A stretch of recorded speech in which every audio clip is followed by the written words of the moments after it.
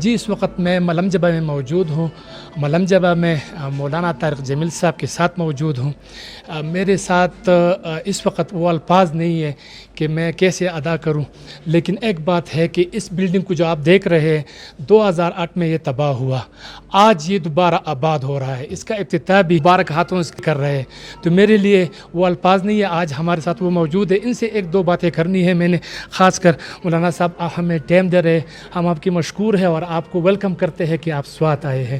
تو کیسا لگا آپ کو ملم جبہ کا نظارہ، اللہ کی قدرت کس طرح جو ہے نا آپ دیکھ رہے ہیں یہاں پر؟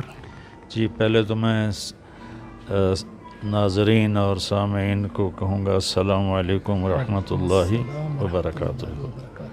اس کے بعد میں یہ عرض کروں گا اللہ تعالیٰ نے مجھے 6 بر اعظم میں کئی دفعہ پھرایا ہے. جی تو جو حسن اللہ نے ہمیں ان علاقوں میں دیا ہے وہ کسی سے بھی کم نہیں ہے.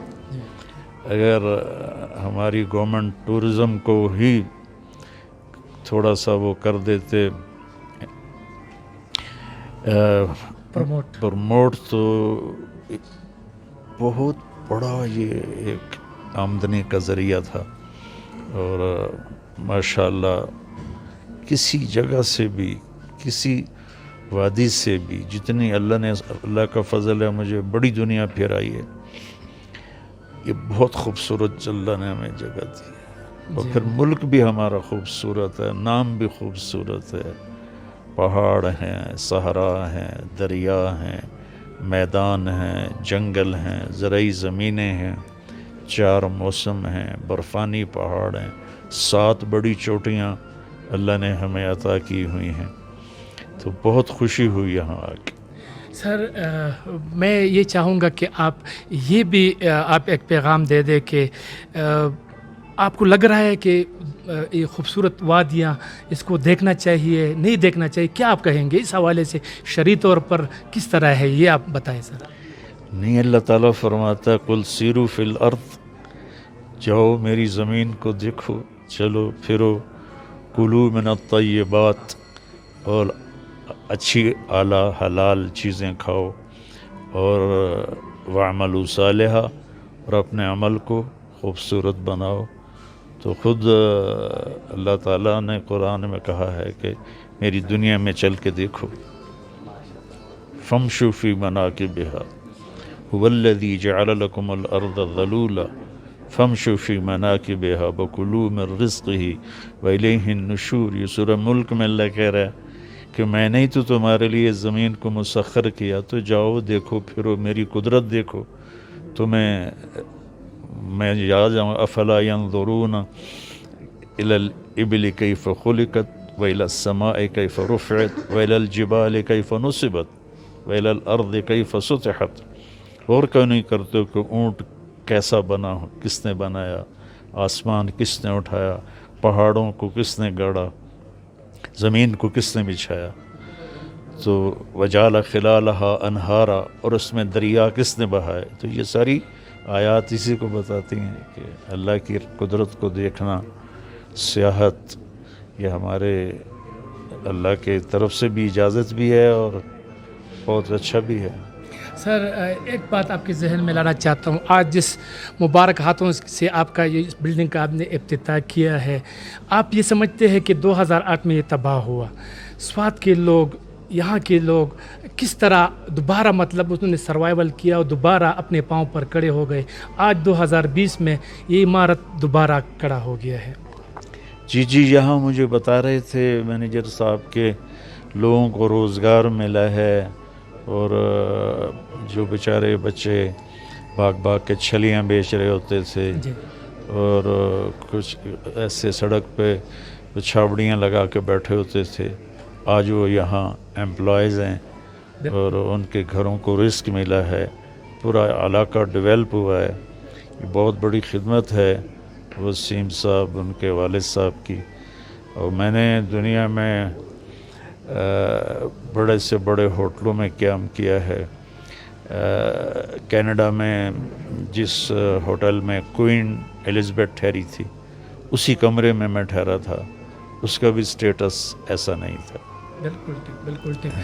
ایک عام سا سوال ہے، تھوڑا سا وقت آپ کا لیں گے، مجھے کافی حیرت ہو رہی ہے کہ میں پوچھوں یا نہ پوچھوں، لیکن مجھے پوچھنا چاہیے، ایک عالم دین سے مجھے پوچھنا چاہیے۔ آج کل سوشل میڈیا میں بلا تحقیق ہم ایک چیز کو شیئر کرتے ہیں کہ فلانا نے یہ کہا، فلانا نے وہ کیا، اور بلا تحقیق کے، تو اس کو کس نظر سے دیکھا جا سکتا ہے؟ اسلام میں اس کے کیا ہے، ہمارے مذہب میں کیا اس کی ڈیٹیل ہے تھوڑا سا، کیونکہ سوشل میڈیا پر آج کل غلط خبریں بہت زیادہ پھیلتے ہیں۔ جی پہلے تو میں عرض کروں گا کہ میں خود اس کا شکار ہوں۔ میرے بارے میں اتنی جھوٹی باتیں، اخلاق سے گری ہوئی باتیں لوگ بولتے بھی ہیں، اور وہ ٹویٹ بھی کرتے ہیں، پوسٹیں بھی لگاتے ہیں، اور میرے نبی کا فرمان ہے کفا بالمرء کذبا ان یحدث بکل ما سمع، کہ آدمی کے جھوٹا ہونے کے لیے اتنا ہی کافی ہے کہ جو سنا بغیر تحقیق کے آگے کہنا شروع کر دیا۔ تو جھوٹ، میرے نبی نے فرمایا کہ میرا امتی ہر گناہ کر سکتا ہے لیکن دو کبھی نہیں کرے گا، ایک جھوٹ کبھی نہیں بولے گا، ایک دھوکہ کبھی نہیں دے گا۔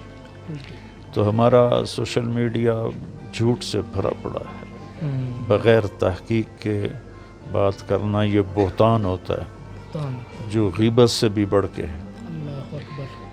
ایک روایت میں آتا ہے کہ اگر کسی شخص نے کسی نیک خاتون پر بدکاری کا بہتان لگا دیا اور پھر معافی نہ مانگی، توبہ نہ کی، اور 100 سال مصلی بچھا کے سجدے کرتا رہا تو بھی جہنم میں جائے گا۔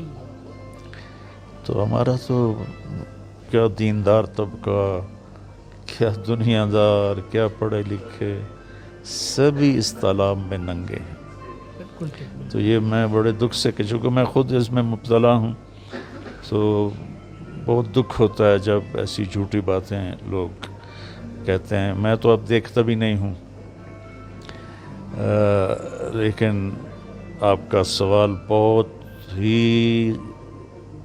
ہی اہم ہے، اور میں ہم ٹی وی کے ذریعے سے یہ پیغام اپنی قوم کو، سوشل میڈیا پہ بولنے والے، لکھنے والوں کو کہوں گا، اللہ کے واسطے ایک تو ہر سنی بات کو آگے نقل نہ کرو، ایک جھوٹ نہ لکھو، جھوٹ نہ بولو، کسی پہ بہتان نہ باندھو، اور سیاسی نفرتیں انہیں ڈسکس مت کرو، اور اس سے بھی زیادہ اہم ہے مذہبی نفرتیں۔ مجھے 20 سال ہو گئے یہ مضمون بیان کرتے ہوئے کہ امت بنو، اللہ کے واسطے اختلاف کر کے بھی محبت کرو، امت بنو۔ فیصلہ تو اللہ نے آگے کرنا ہے، ہم یہیں جنت دوزخ کے فیصلے کر کے بیٹھ گئے ہیں۔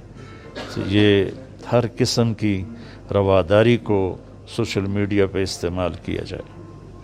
بالکل، آج کل چونکہ سوشل میڈیا کا دور ہے، اور اخبار، ٹیلی ویژن بعد میں خبر آتی ہے، پہلے سوشل میڈیا پر آتی ہے، تو تحقیق کرنے کی ضرورت ہے۔ خبر کو پھیلانے سے پہلے اس کی تھوڑی سی تصدیق ہونا چاہیے۔ مولانا صاحب، آخری سوال ہے اور آخری پیغام آپ کیا دیں گے، وہ آپ اپنی مرضی سے ہی دے دیں۔ میں شیراز نام ہے آپ کا؟ شیرین زادہ۔ بھائی شیرین زادہ، میں ہمیشہ پیغام یہ دیتا ہوں کہ امت بن کے چلو، محبت کرنے والے بنو۔ نمازی اللہ کا فضل ہے، بہت ہیں، روزہ رکھنے والے بھی، علماء بھی، اور خطیب بھی، لکھنے والے بھی، لیکن ایک دوسرے سے محبت ایسے گم ہو گئی ہے کہ جیسے کبھی تھی ہی نہیں۔ اور میرے نبی نے سوال کیا، اسلام کا سب سے بڑا عمل کیا ہے؟ تو صحابہ نے کہا نماز، تو آپ نے فرمایا نہیں۔ تو پھر انہوں نے عرض کیا جہاد، تو آپ نے فرمایا نہیں۔ پھر انہوں نے عرض کیا روزہ، تو آپ نے فرمایا نہیں۔ پھر انہوں نے عرض کیا حج، آپ نے فرمایا نہیں۔ تو وہ حیران ہو کر پوچھنے لگے پھر یا رسول اللہ پھر ہے کیا؟ آپ نے کہا اللہ کے لیے محبت کرنا، اللہ کے لیے محبت کرنا، اللہ کے لیے بغض رکھنا۔